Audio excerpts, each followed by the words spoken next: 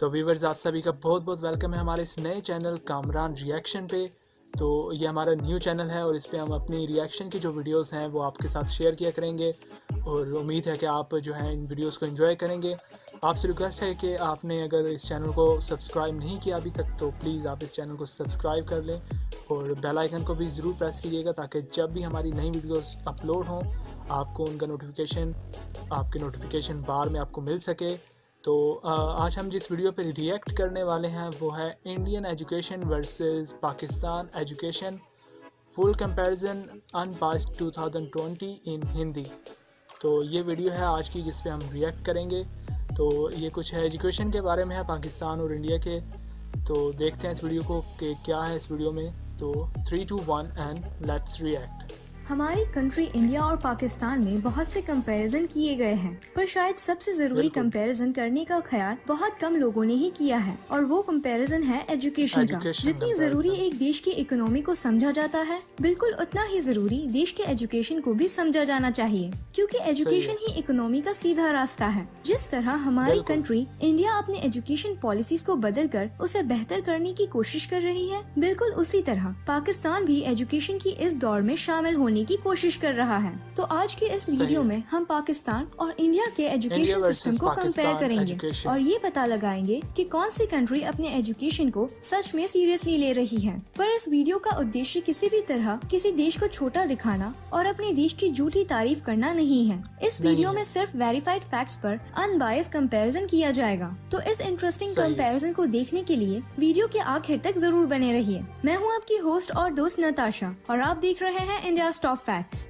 चलिए कंपैरिजन शुरू करने से पहले कुछ खास बातें फिर से याद कर लेते हैं। जैसे पाकिस्तान को इंडिपेंडेंस अगस्त 14 साल 1947 को मिला, वही इसके एक दिन बाद यानी 15 अगस्त साल 1947 को हमने अपना स्वतंत्र दिवस मनाया। वर्तमान में पाकिस्तान की कुल संख्या 208.57 मिलियन है, पर इसके मुकाबले हमारी कुल संख्या 1.38 बिलियन यानी 138 करोड़ है, जो हमें दुनिया की दूसरी सबसे पॉपुलेटेड कंट्री बनाती है। तो इस वीडियो में आपको ये बात याद रखनी होगी कि पाकिस्तान हमसे संख्या और क्षेत्र में काफी छोटा है। तो चलिए इस इंटरेस्टिंग कंपैरिजन को शुरू करते हैं। नंबर 1, पाकिस्तान में इंग्लिश, उर्दू, पंजाबी, सिंधी, पश्तो और बलूची भाषाएं खास हैं। वहीं इंडिया में हिंदी और इंग्लिश के अलावा 20 और भाषाएं बोली जाती हैं, जो मेन लैंग्वेजेस में गिनी जाती हैं। मतलब 20 सिर्फ मेन लैंग्वेजेस हैं।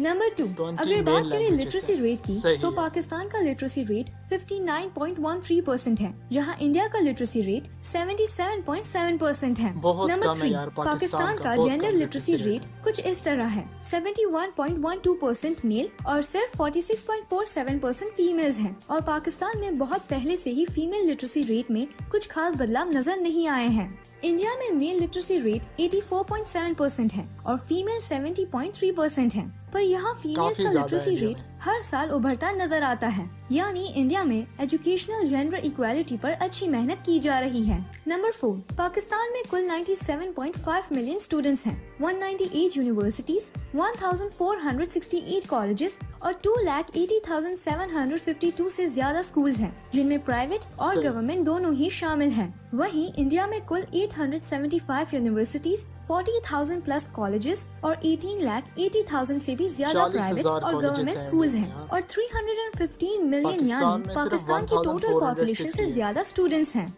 नंबर 5, इंडिया से हर साल 14,000 से ज्यादा PhD होल्डर्स बनते हैं और पाकिस्तान में हर साल सिर्फ 2,000 PhD होल्डर्स बनते हैं।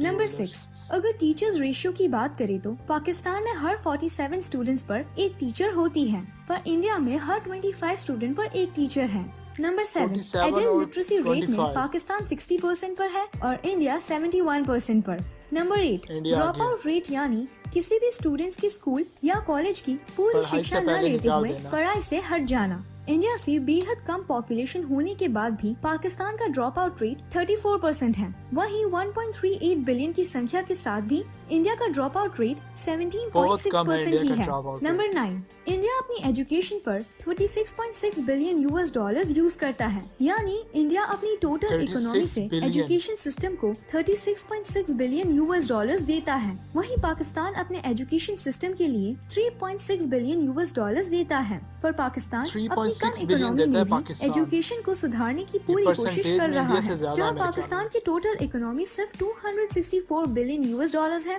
वहीं इंडिया की कुल इकोनॉमी 2.44 ट्रिलियन यूएस डॉलर से भी ज्यादा है और India one of the fastest growing economy में से एक है।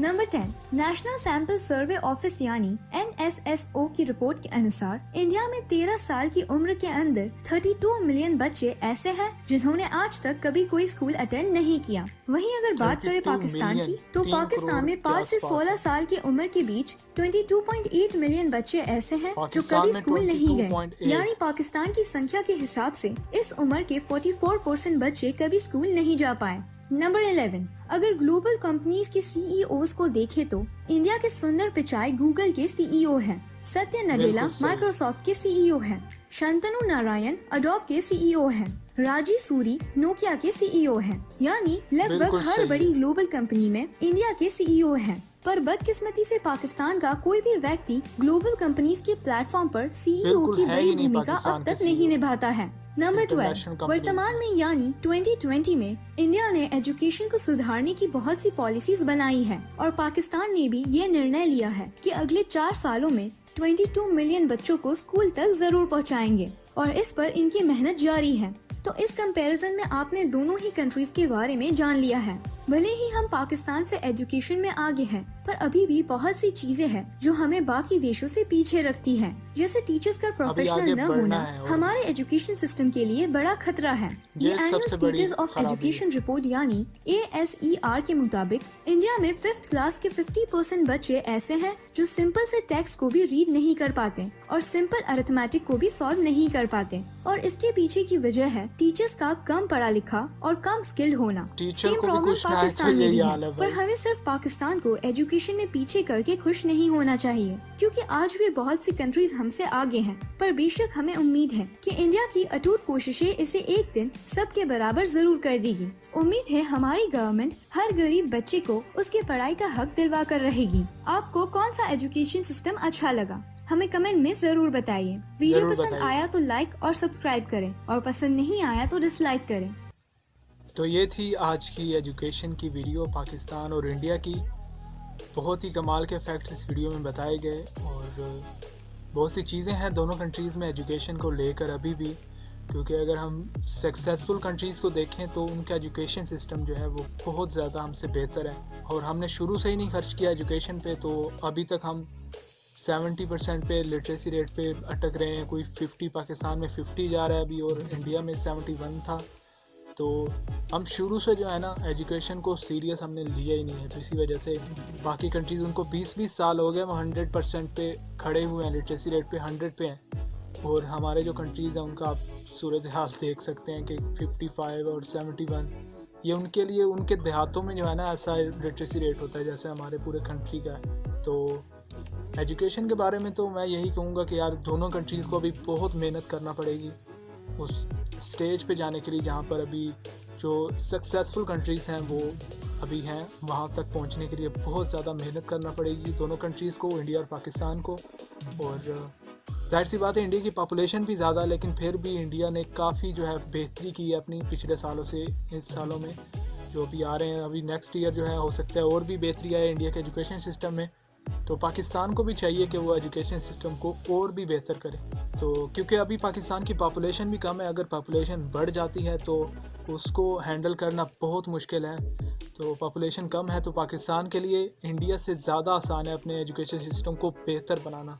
तो बस यही थी हमारी आज की रिएक्शन वीडियो। उम्मीद करता हूँ कि आपने इस वीडियो को काफ़ी इन्जॉय किया होगा और मिलते हैं नेक्स्ट वीडियो में। तब तक अपना बहुत बहुत ख्याल रखिए। Good bye.